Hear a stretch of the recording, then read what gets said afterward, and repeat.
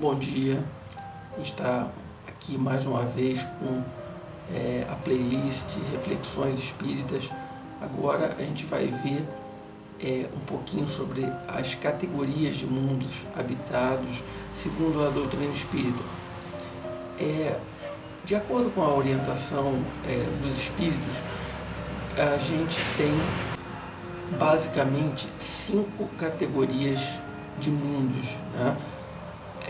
Então, os mundos, eles evoluem, eles progridem de acordo com a evolução dos seus habitantes.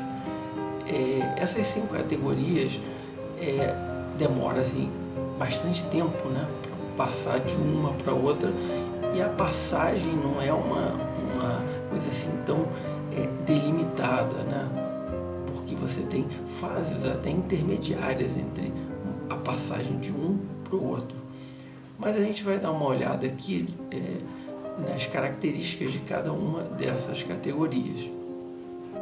Como base, a gente utilizou o Evangelho segundo o Espiritismo de Allan Kardec. Embora não se possa fazer uma classificação absoluta dos diversos mundos, é possível, com base nas diferenças mais acentuadas, dividi-los de um modo geral da seguinte maneira: mundos primitivos, mundos de expiação e provas, mundos de regeneração, mundos felizes, mundos celestes ou divinos.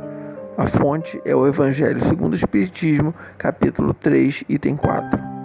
Mundos primitivos são destinados às primeiras encarnações da alma humana. Mundos de expiação e provas. Nesses mundos, o mal domina. A Terra é um exemplo dessa categoria. Na doutrina espírita, chama-se expiação a uma nova oportunidade de reparar as faltas e os erros de vidas passadas.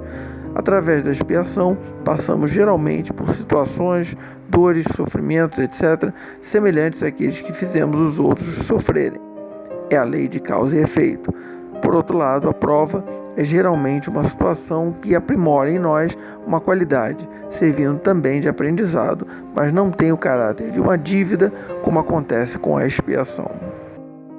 Mundos de regeneração. Neles, as almas que ainda têm o que expiar ganham novas forças, repousando do cansaço da luta. Mundos felizes. Nesses mundos, o bem se sobrepõe ao mal. Mundos celestes ou divinos.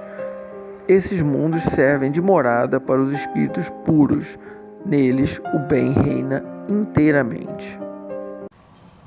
Bom, eu fiz algumas anotações aqui e aí vou dar uma passada em falar um pouquinho sobre cada uma dessas categorias, alguns pontos que eu vi aqui. Nos próximos vídeos a gente vai falar um pouco, vai ter um vídeo sobre cada uma dessas categorias, falando um pouquinho sobre elas também, especificamente. Então vamos ver algumas coisas aqui.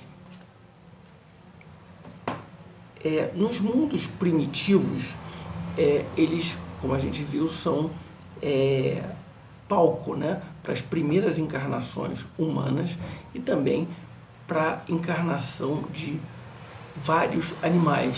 Aqui no nosso caso, na Terra, a gente teve animais, né, pré-históricos, né, os dinossauros, né, que, segundo a história, não conviveram, né, com o ser humano. Quando o ser humano surgiu, eles já tinham desaparecido. Então, esses mundos primitivos são palco de encarnações, né, para esses animais também, né, e para o ser humano nas primeiras encarnações. O mundo de expiação e provas, né, a gente falou ali da diferença, né, entre expiação e prova, né? As duas são coisas que a gente passa mais difíceis, né, mais penosas. A expiação tem um caráter de...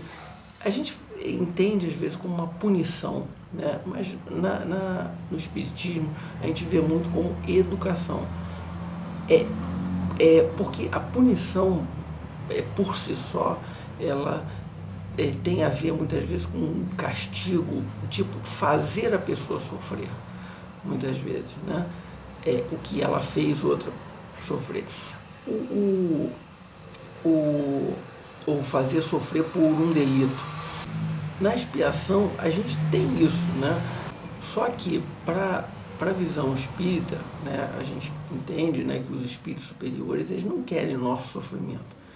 Eles querem que a gente, com o sofrimento, aprenda e se torne pessoas melhores, né, que não façam mais aquilo que vai já ficar gravado na nossa consciência espiritual, mesmo que a gente não se recorde exatamente nas encarnações o que fez no passado, mas pelo sofrimento aquilo fica marcado, né, no nosso perispírito, na nossa memória espiritual. A gente vai ver isso depois também. Isso é expiação, e a prova é aquilo que passa na nossa vida para nos provar, para nos testar, nos aprimorar, mas que não necessariamente tem a ver com um débito, né, uma dívida do passado. Os mundos de expiação e provas, então, é como a Terra, né, o mal predomina. Tem mais mal do que bem. Por isso que a gente vê tantas coisas por aí, né? Mas já estamos numa fase mais avançada em relação aos mundos primitivos. Os mundos de regeneração, ele fala ali que os espíritos, né, eles descansam, né, repousam do cansaço, né, da luta, né. Então a gente entende que o espírito ele está repousando do cansaço, digamos assim, dos mundos primitivo e de expiação e provas, onde os sofrimentos são mais físicos, né? Até as dificuldades que a gente lida com o clima mais pesado é mundo primitivo e de expiação e provas. O mundo de regeneração, o que se passa é que o clima é mais ameno, né? As dificuldades são mais de ordem moral, né? Sentimentos, né? Culpa, do que de ordem física, né? Doenças físicas. Então, isso não tem tanto no mundo de regeneração. Os mundos felizes, o bem se sobrepõe ao mal. A gente vai falar um pouquinho sobre eles também mais à frente em outro vídeo. E os mundos celestes ou divinos, onde só existe o bem, né? Então, né, os espíritos puros que habitam esses mundos, né? A gente vai também falar um pouquinho mais sobre eles em outro vídeo. E aqui eu gostaria de chamar a atenção, de trazer aqui uma historinha, né? Na verdade, uma história com os personagens da Hanna-Barbera, né? Do Scooby-Doo, né? Chamada Evolução dos Mundos, de um desenhista, Luiz U. Ribas, né? O Luiz Hu. É bem interessante porque através dessa história ele faz uma comparação, né, dos mundos primitivo, expiação e provas, regeneração e até os mundos felizes, né?